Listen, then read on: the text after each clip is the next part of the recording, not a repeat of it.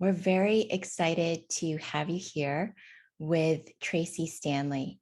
Tracee is a wonderful friend and teacher. She is the author of Radiant Rest, Yoga Nidra for Deep Relaxation and Awakened Clarity. Thank you so much for being here today, Tracee.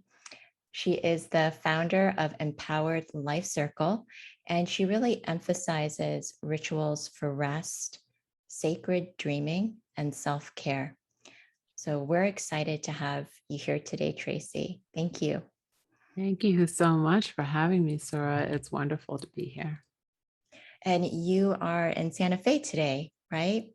I am, yes, yes. I am on Paywa land, the Jicarillo Apache land, and very close to the Tesuque Reservation in northern New Mexico, just a little bit north of Santa Fe.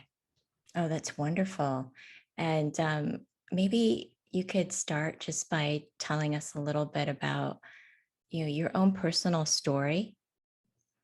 And I'm curious, how you found Yoga Nidra, this beautiful practice. I did read a little bit in your book, but perhaps you could share it with us today. Yeah. So I was lucky enough to find yoga and Yoga Nidra about 20 years ago when I was a Hollywood film producer. And so you can imagine the types of days that we would work, 16, 18-hour days. And it was a very kind of competitive, masculine environment where rest was definitely not something that was talked about. Taking a break was not something that was talked about. Vacations, people would take vacations with the fear that, their job would not be there when they returned. And what I realized when I first practiced Yoga Nidra, the very first time that I practiced it, and it wasn't really named, it wasn't kind of prefaced at all. The teacher just said, lie down, we're going to do a practice. And it was the first time that I had ever just lied down to do a practice because I was practicing yoga for many years at that point. And I recognized that Shavasana was kind of the thing that you did after you had done all of this movement. So I Mhm. thought it was really bizarre that we were laying down without any movement whatsoever.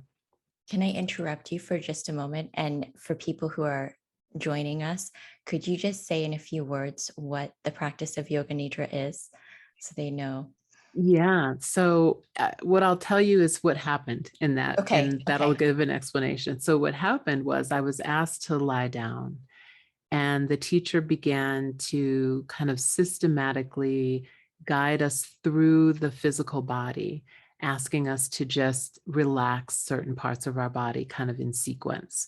So, relaxing the toes, relaxing the ankles, relaxing the knees, going all the way up to the top of the head, and then all the way back down to the feet.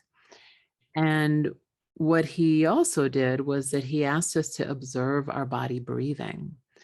And before I knew it, we were moving consciousness through the body. So he was asking us to move our awareness to different points in the body. And the last thing that I remembered was we were on the right elbow. And then all of a sudden, he was asking us to come back. And it was like, well, wait a second, what just happened?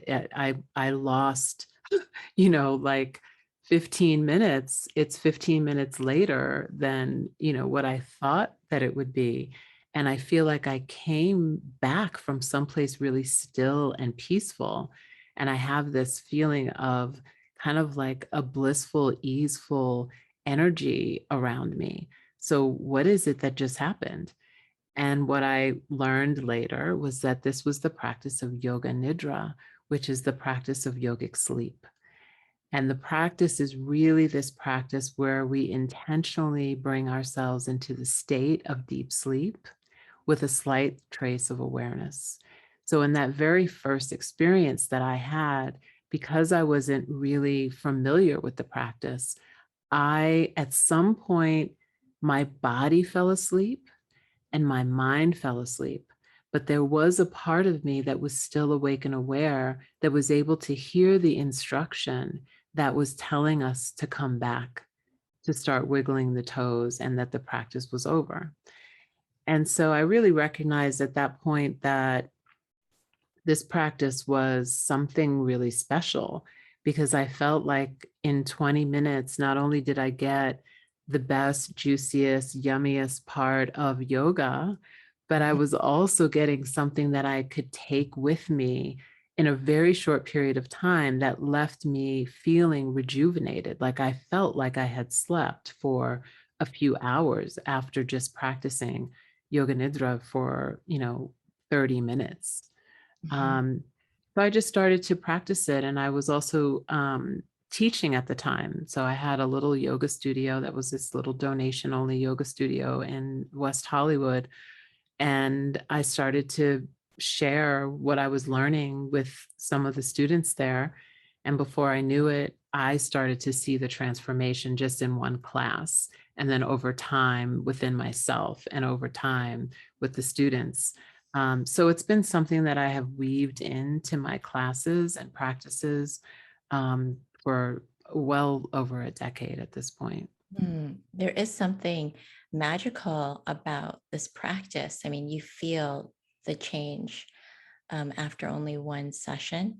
Can you talk a little bit about what is happening through that? There's almost like this magic formula that, of a guide that just moves energy. Cause I even, after I practice, I feel just this, like you said, buoyant, but also spacious. It's like a Mhm. spaciousness on your nervous system and a space quality of energy that's flowing through you and in your life. Um, Maybe you could talk a little bit about that and how it's different from something like regular meditation or hypnosis, because of that state that it puts you into. Yeah, so there's so many things to say about this. The first thing is that yoga nidra is a technique, right? It's a technique that is that systematic, deep relaxation technique that asks you to bring awareness to certain parts of your body and relax them, to be aware of the breath. But yoga nidra is also a state of consciousness. So in the yogic philosophy, there is the waking state, the dreaming state, the deep sleep state, and another state, which is known as the fourth, which is very similar to a state of samadhi, or this state that is known as the final goal of yoga, which is like the spiritual liberation, this place of bliss, this place of peace beyond words. So we can talk about yoga nidra as a technique and also a state of consciousness. And that state of consciousness also kind of lines up with the brainwave states, right? It lines up a little bit with, if we're moving towards the fourth state, we may be moving in this place where delta and theta brainwaves are very dominant. And those brainwaves, and this has been proven in different research studies that have been done with yoga nidra students, uh, it may show that you're in a state of deep, deep sleep. Yet when that person comes back from the experiment where people were watching them and it looked like they were sleeping and the brainwave showed that they were in deep sleep, they can tell the technicians exactly what the conversations that were happening, what things were going on in the room while they were supposedly in this deep sleep state. And so what that means is that we really are able to consciously bring ourselves to a place where we can be in these theta or delta states where deep healing actually happens, Mhm. right? Where we have access to inspiration and creativity because the normal machinations of the mind and the intellect are slowed down to a different pace. And at the same time, yoga nidra is also in the yogic text is a quality of the divine feminine that has the power of repose. Mm, wow. Yeah. So she is a goddess. And so we can think about yoga nidra as this goddess that presides over the technique that leads to the state of yoga nidra. And when we think about Yoga Nidra in more ways than just a technique, it starts to become very, very spacious. And if we think about Yoga Nidra also as a form of Laya yoga, and Laya yoga is the yoga of dissolution. It really is this yoga that is bringing your awareness from the most gross, being that of our physical body, to the most subtle, right? It's also a practice of pratyahara. And so pratyahara is one of the limbs of yoga. It's the fifth limb of yoga. And a lot of times it's translated into this idea of withdrawal of the senses, right? And so if we think about our five senses, usually our senses draw our awareness outward, draws our awareness to the external. But pratyahara is asking us to withdraw our senses inward so that we can re-assimilate into our true nature. That's beautiful.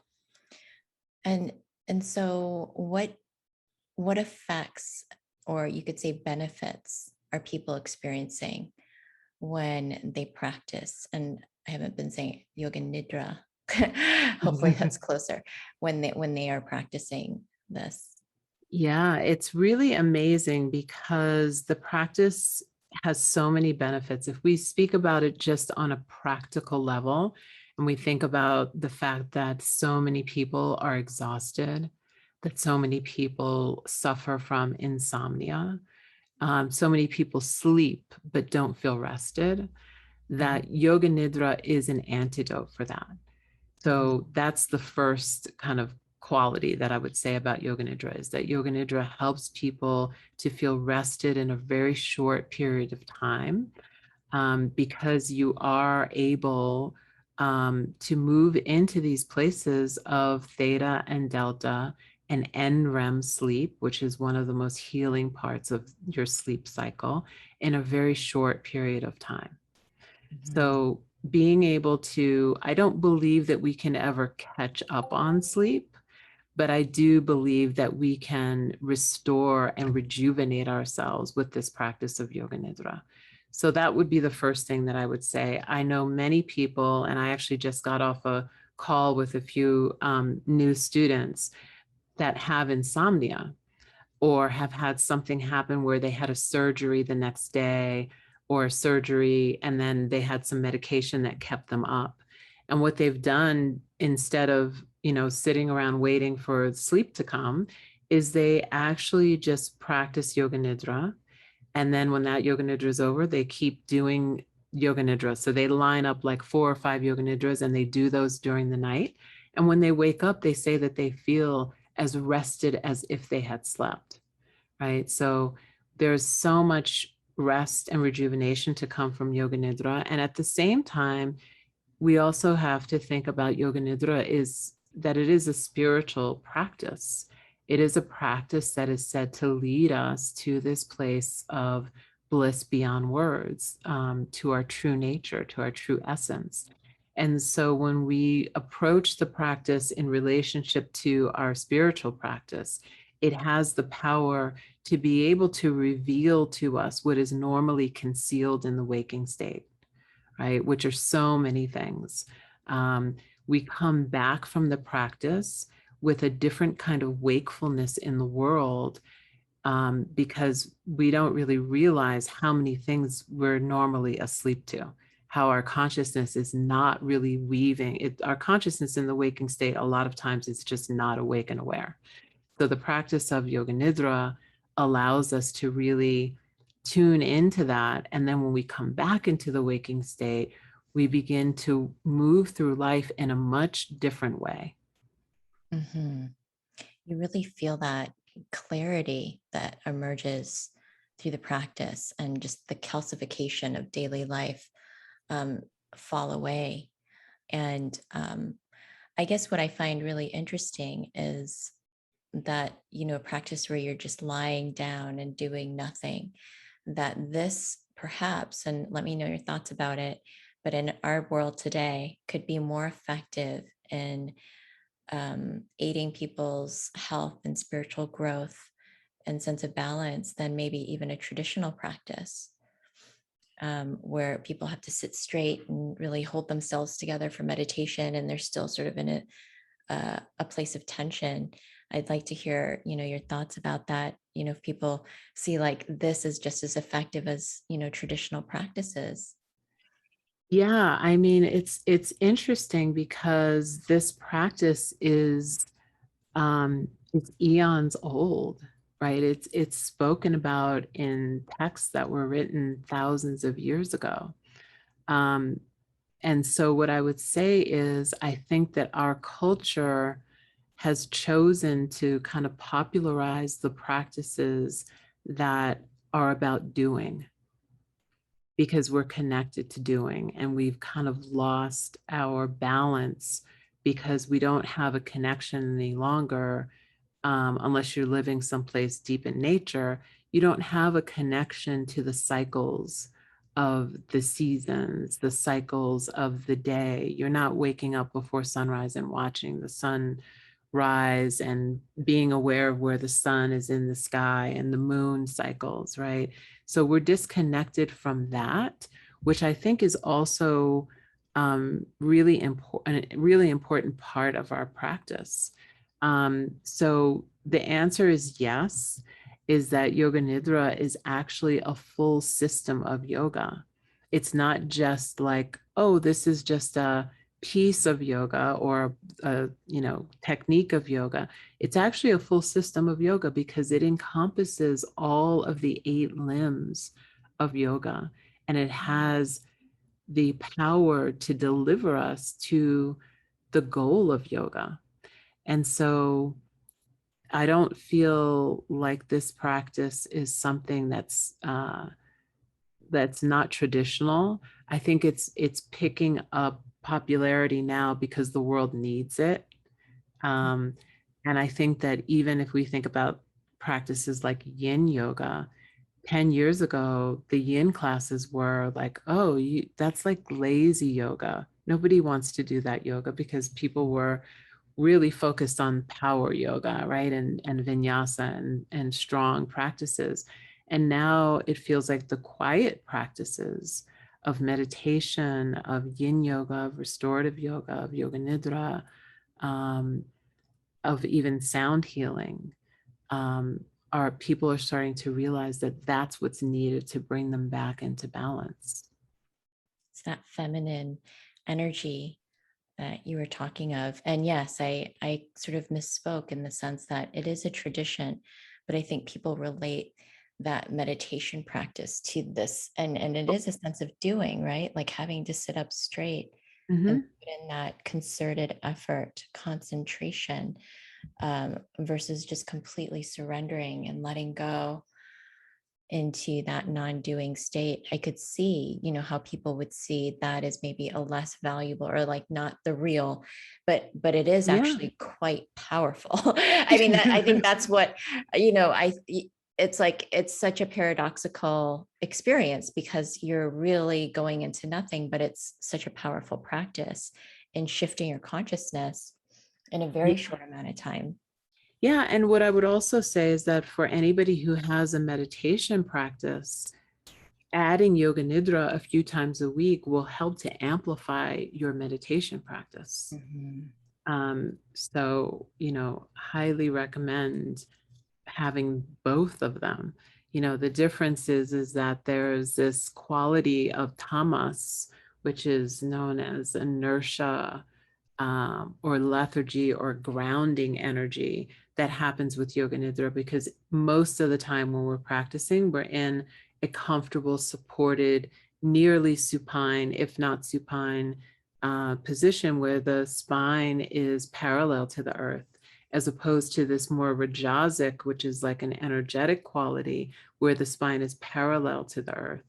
And I think that one of the things that people find when they do yoga nidra, especially if they're like very, at the beginning of the practice or, kind of exploring the practice, is that some of the resistance that can happen in meditation practice when we sit upright which is really related to the physical body, like, oh, my knees are hurting, or my back is hurting, or I can't get quite comfortable in this meditation posture, that those things are kind of eliminated in Yoga Nidra, because your body is being supported. You can use whatever props you need to be able to allow the body to just be able to surrender. And the first thing that we surrender in the practice of Yoga Nidra is the awareness of the physical body, so we can become aware of prana. And then prana is what guides us back to source. Mm, that's wonderful. I mean, that's true. And in regular sitting practice, your energy is going to the attention of your body, your aches and pains. I mean, that's where, and that gets really loud when you're practicing. And then if you lie down, that element goes away. There's no energy that's moving there. And it's a very sublime kind of experience. And I guess I want to talk a little bit about just the malleability that it creates in your life. I feel like it creates this magic element like flow, where you're more in your creative power, your manifestation power. Maybe you could speak to that a little bit. Yeah. So, you said a word earlier that I just want to keep threading through the conversation about spaciousness. And even though Yoga Nidra is traditionally kind of translated as the yoga of sleep, the word Nidra actually has another definition from the etymology of the two words ni and dru. And so ni refers to the void, and dru refers to draw forth from, or to reveal from. It's almost like being in the womb, That's right. right? Going That's back to right. the womb space. Mhm. That's right. And think about the womb space, right? The womb space is this place of creation. It's this place that is full and empty at the same time. It's a place of the unknown. And so to some degree, we have to be willing to partner with the unknown when we practice Yoga Nidra, because we are moving towards the void, which is very similar, if not the same, to this fourth state. And when we move towards the void, there Mhm. could be resistance. So in practice, we kind of get to look at the resistance with awareness, and we can choose to surrender it. And sometimes it takes more work than just saying, let go. Sometimes it takes working with a therapist or continuing the practice for a longer period of time. Mhm. But that void space is the spaciousness. It is like the ultimate practice of being supported unconditionally by something that is supportless. And in that, there's a lot of trust and there's a lot of faith. Mhm. And at the same time, that spaciousness that we experience really comes back with us when we are in the waking state. And I think that that's when you talk about this idea of flow, that's what I feel. It's like everything slows down. It's all of a sudden when you're in Yoga Nidra practice, and I'm sure people who've practiced this, maybe even in meditation, have noticed that time and space seem as though they don't exist, Mhm.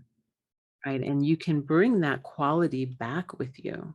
And that quality of spaciousness, along with the quality of clarity, and the ability to deeply listen, because you're not in the mode of doing. You're actually now in the mode of listening and watching and observing from a different place, allows you to, at least in my experience, to be able to really receive the drops of wisdom, the drops of creativity that come, without just running past them because I'm in such a rush to get to the next thing or do the next thing. There just is this space that's just kind of like, let the nectar fall, and I'm here to kind of receive it, and let's see what comes from it.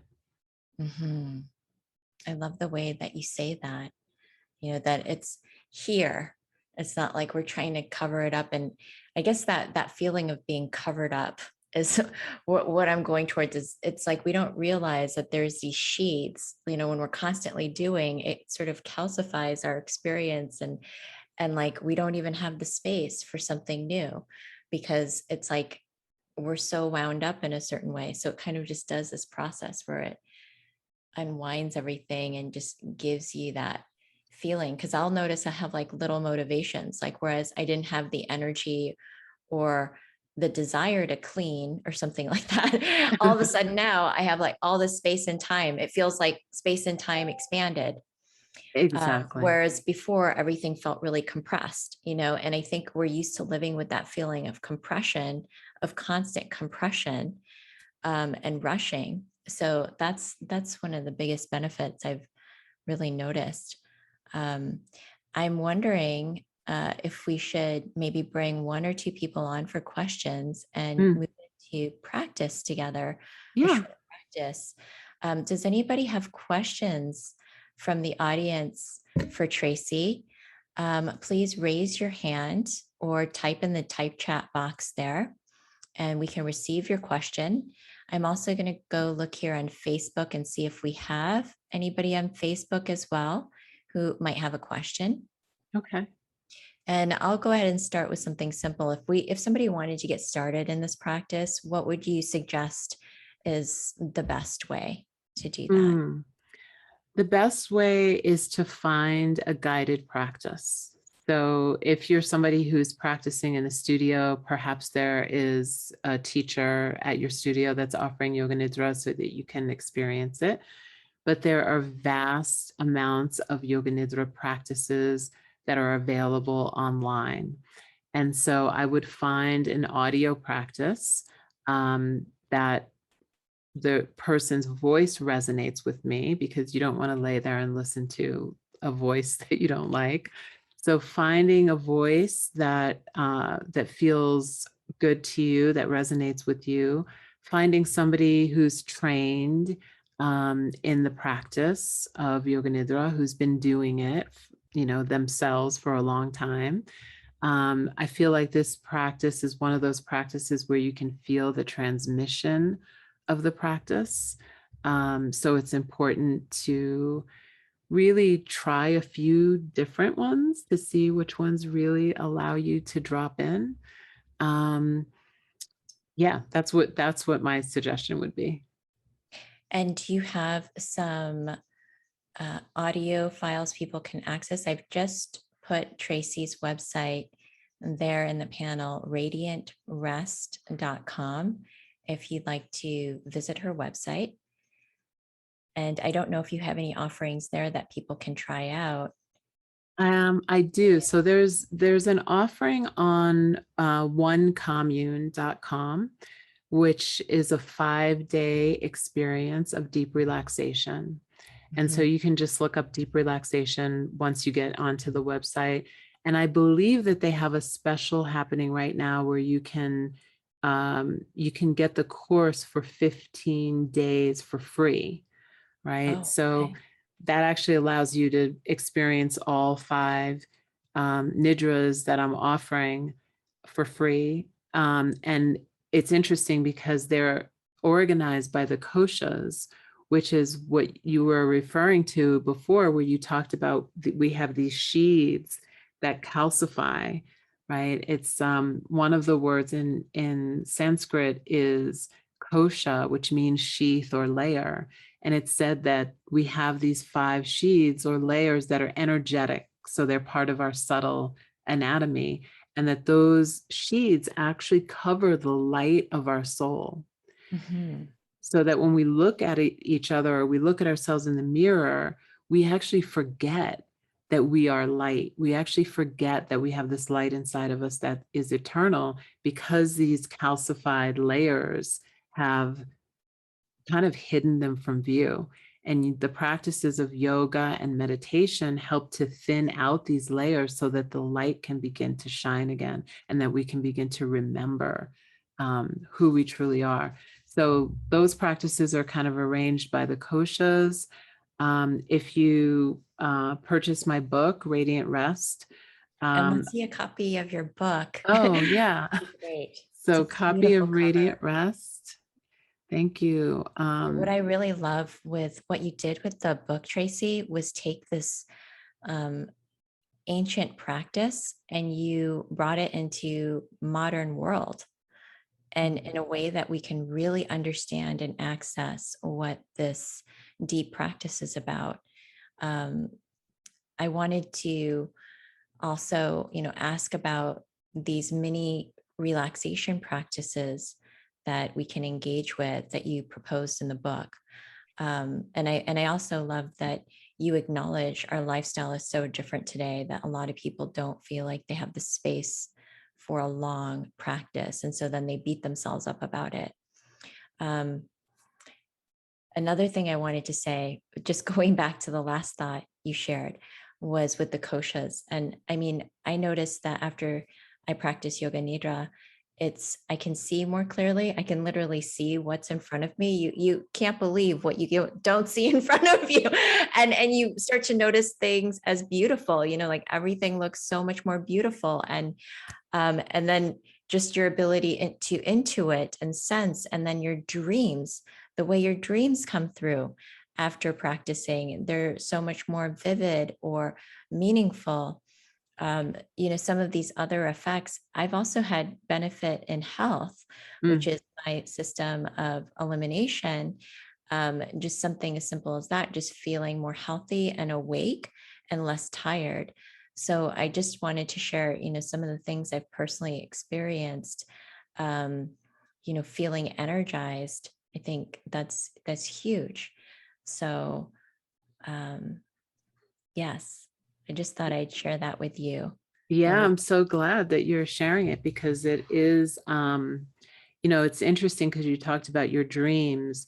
That's one of the things that people always report is that their dreams become more vivid. And the more they practice yoga nidra, the more they realize their ability to move into lucid dreaming without any training. And that these lucid dreams and other dreams that they have are really these places of kind of intuition and messages and creativity.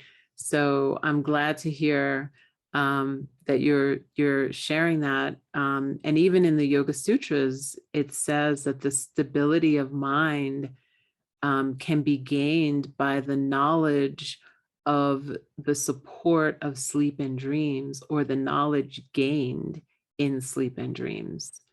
Can you talk a little bit about that, the knowledge gained and what that means? Yeah, so the knowledge gained is really a different type of dream, right? Because we go into, most of the time when we're dreaming, we're processing the events of the day. We're processing the thoughts that we have been thinking over and over and over again. But when we move into this place of yoga nidra and conscious sleep, we're actually able to put the mind to sleep, so the thinking mind to sleep and the body to sleep. And then what emerges is this other level of dreaming that a lot of times can be prophetic kind of dreams. It can be, I've had many students who have touched in with ancestors that ancestors they didn't even know existed, other family members who have passed on. So there are other realms that we can connect to in our dream state. And I feel like Yoga Nidra is a portal to that. And, I'm teaching this yogic practice from the standpoint of yoga and tantra, but there in the Buddhist system, there is a completely different kind of idea of the yogas of dreaming and the yogas of sleep, where they have specific practices that go into these different realms, and they're all connected. Mm, that's very interesting. Mhm. I do feel like I receive better information because it's like getting a power wash, right? Before going to bed. It's like all the excess is just like washed off. So you can just like get to the essence of like the best kind of sleep, where your soul information, you're open to your soul's information. Mhm. Um, So I'm just going to check again to see if we have anybody from the audience who'd like to ask a question, come on, speak to Tracee. And Vincent says, less tired sounds good. I have been trying to lucid dream for a year, still no luck. So Mm. maybe some more yoga nidra practice. Yeah, yoga nidra practice will help with that. And then I would recommend a teacher that I really love. His name is Andrew Holochuk, and he is a lucid dreaming teacher. And there's another teacher by the name of Charlie Morley, who is another lucid dreaming teacher that I've trained with as well. And between the two of them, I'm sure that if you continue to practice yoga nidra and then go and study with them, so I would kind of front load by practicing yoga nidra daily for about 40 days, and then going and doing some study with either one of those teachers. Oh, wonderful. Thank you for those Yeah, resources. yeah, of course. Shall we go into practice if there are no further questions from Yes. the audience or comments? Okay. Yeah, and just so that I know, are we going to, should we leave the viewers in a state of rest at the end so they can, or how are we going to end the class today? Oh, I didn't give too much thought to it, but another last question came up, and I see somebody did write something here in the Okay. chat box. If I can ask this question, Yeah, yeah, yeah. and then we'll think about how to end today's session. Stefano says, Tracee, thank you for your lovely introduction to Yoga Nidra. Can you please tell us more about your experience with the different lineages of Yoga Nidra uh, Mm, and how they have influenced your own practice? So yes. he's written some of the different lineages here, but Okay, let me look at the lineages. Yes, yes. Okay. So thank you so much for this beautiful question, Stefano.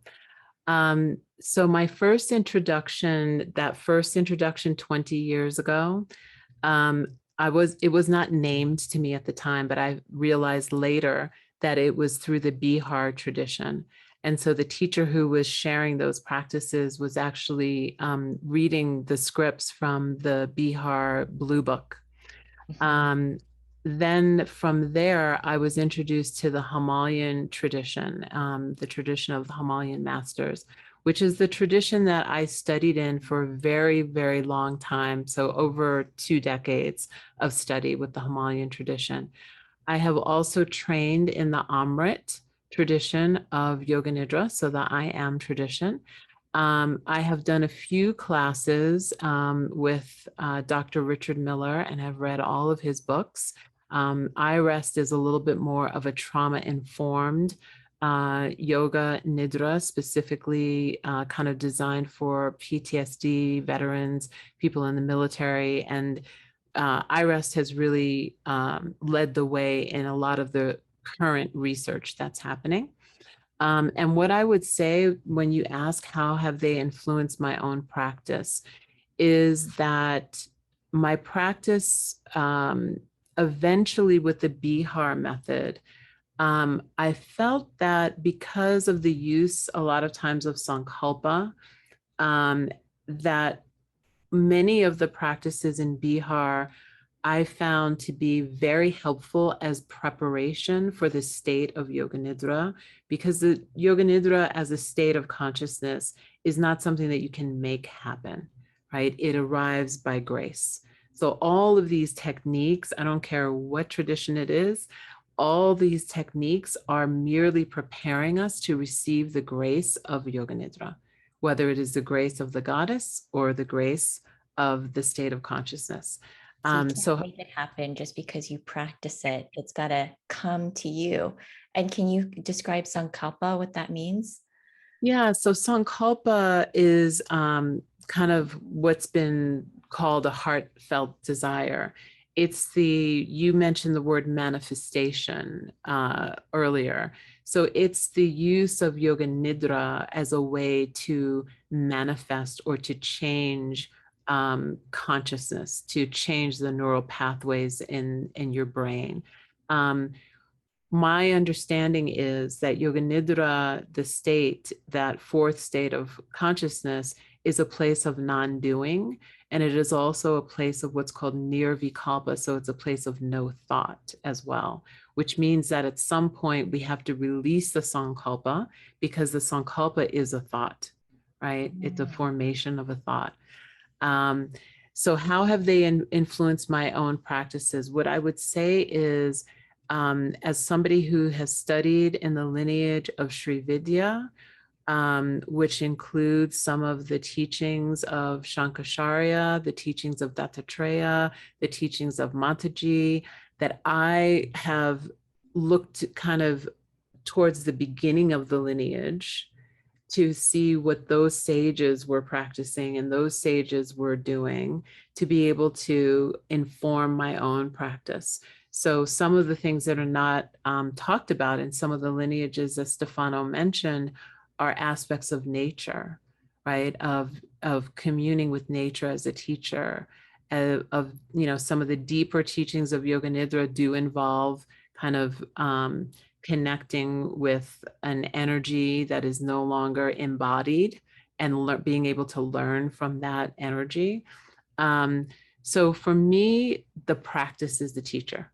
I've done a lot of practice, and that's how my own practice and my own teaching has evolved. And I would consider my teaching to be post lineage, especially in the time where every single school that has been mentioned in this chat has had some sort of sexual abuse scandal from the leader or the teacher that was offering Yoga Nidra. So my understanding of Tantra is that Tantra and the practices of yoga are meant to lead us to our own inner teacher, and that at some point we let go of the teacher in order to be able to connect to our own inner teacher. And that's what I'm hoping to offer to people, is a way for them to cultivate that relationship on their own once they have the tools. That's a long answer to your question, Stefano. But a beautiful answer. This seems like the new way is moving past the willingness to move past the lineages and past, you know, some of these things that have happened with teachers that have abused their position of power, and really lead people into their own inner essence and their truth. This seems to be the new way that people are also naturally gravitating toward. Yeah, I mean, I think that this way, I mean, because if we think about those sages in the forest who were the original seers of yoga, they would sit in the forest and they would give the teachings to their students, and their students would do the practices, and the practices would come alive in them. And the only way that they can express those practices are through their own experiences and through their own uniqueness, even though they have the thread of being learned from a sage. So at some degree, and I'm still researching this idea, is that it feels like all of the practices that we have been doing have been post lineage in some way. That if they have been embodied by a sage or a teacher or a master, quote unquote, and then given to another teacher, there's always going to be some kind of innovation or new understanding in that teaching being shared. Yeah. So yeah. Because we can always take these practices and continue to creatively evolve them, which I feel like you have done as well in your book. It's so accessible. It's such a fast and easy read, I think, because it just flows. So you guys check out Tracee's book, also her website at radiantrest.com, where you can learn more about her work. And Stefano leaves a thank you for you in the chat box. Thank you, Stefano. And let's end with a short practice, and we can end in that peaceful bliss that Tracee will leave us in. So you'll have a direct experience of Yoga Nidra with Tracee today. Thank you. Thank you. So we'll do a short, deep relaxation practice. And I would love for you to take this time right now, the next few minutes, to just allow the body to become comfortable. So if you're in a place where you can lay down and relax, whether that's on your bed or on the floor, or if you just want to lean back against the wall or in your chair, that's perfectly fine. And so, whatever you're doing to get into this space of deep comfort and support, just feel as though you can begin to move at half speed. So let go of this idea that you have to rush to get into any place. And just begin to move at half speed. And as you move at half speed, just begin to notice that your breath can also begin to slow down. And that all you need to do is merely be aware that your body is breathing. So begin to feel the breath as it moves in through the nostrils and out through the nostrils for the next few breaths. And as you find yourself coming into this place of absolute comfort, just move a few times, just back and forth, to just make sure the body settles into that comfortable space.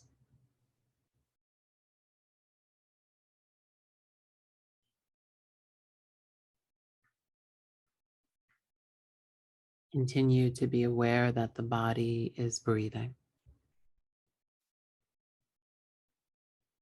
and allow your awareness to move to your navel.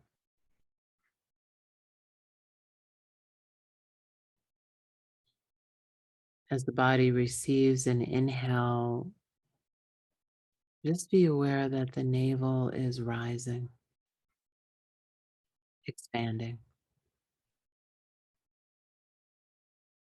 As the body releases an exhale, the navel falls.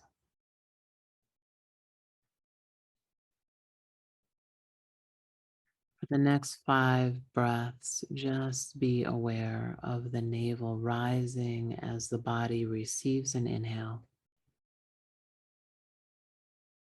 and falling as the body releases an exhale.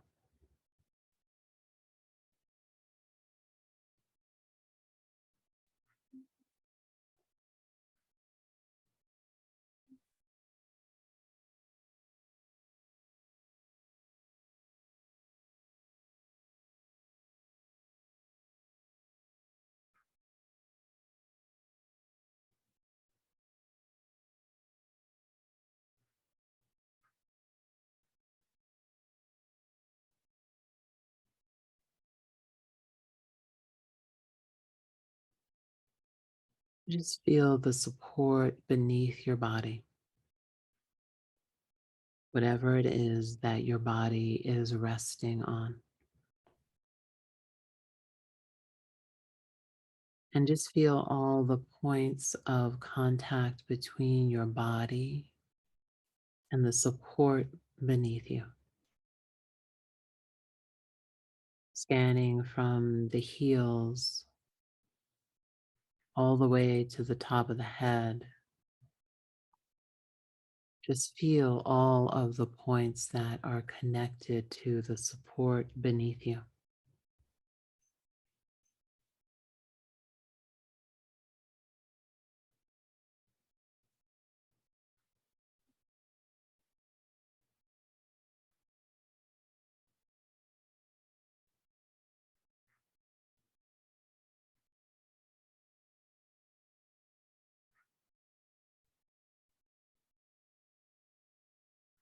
Feel as though each time the body exhales, those points of contact become heavier and heavier.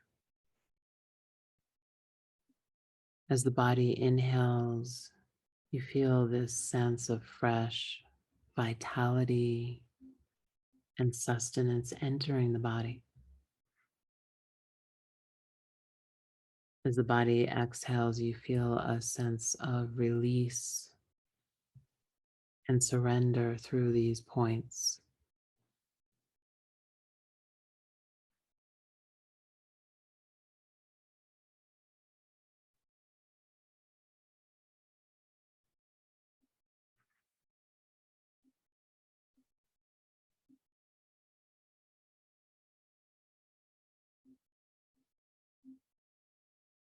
Three more breaths.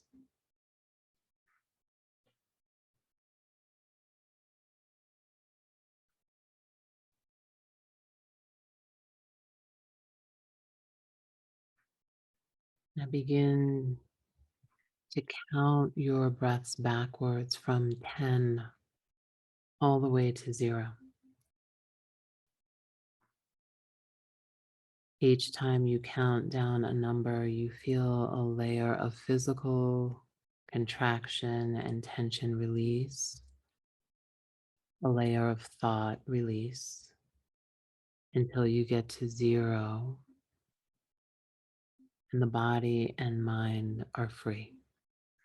If you lose track of your counting, start back again at 10.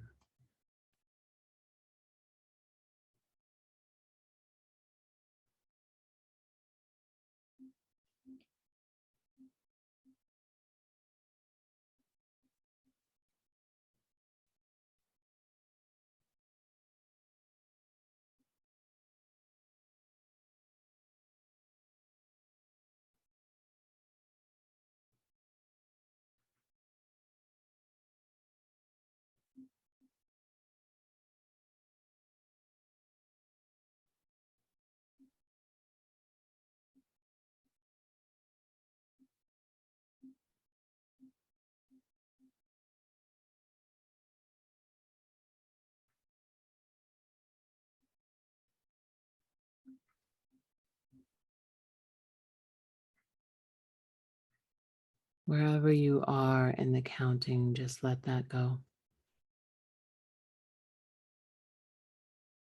Let go of breathing from your personality.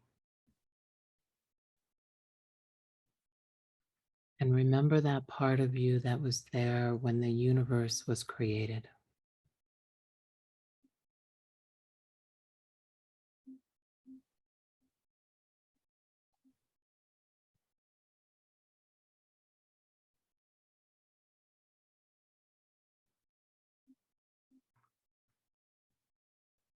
Rest in that spaciousness.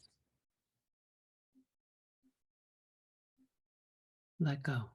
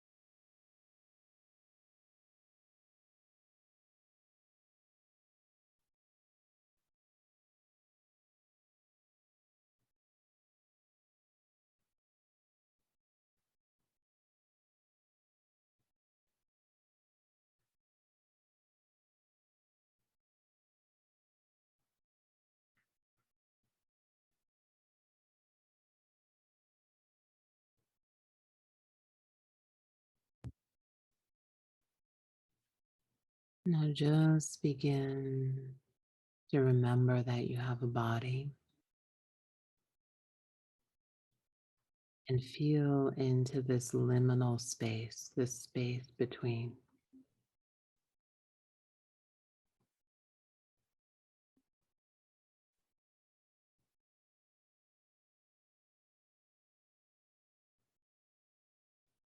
And now you have some choices. You can remain here resting. You can turn to your side and sleep or continue to rest. You can slowly come back and just begin to spend a few minutes journaling or free writing.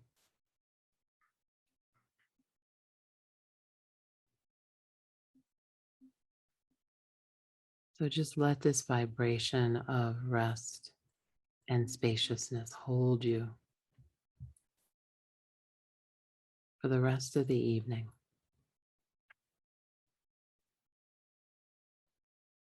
Thank you so much for having me. Thank you, Tracee. I didn't want to move. That was so relaxing. It's almost like stillness just comes right over you and becomes you in that practice. Mm. So thank you very much for your time today, your wisdom, your grace, and your beauty.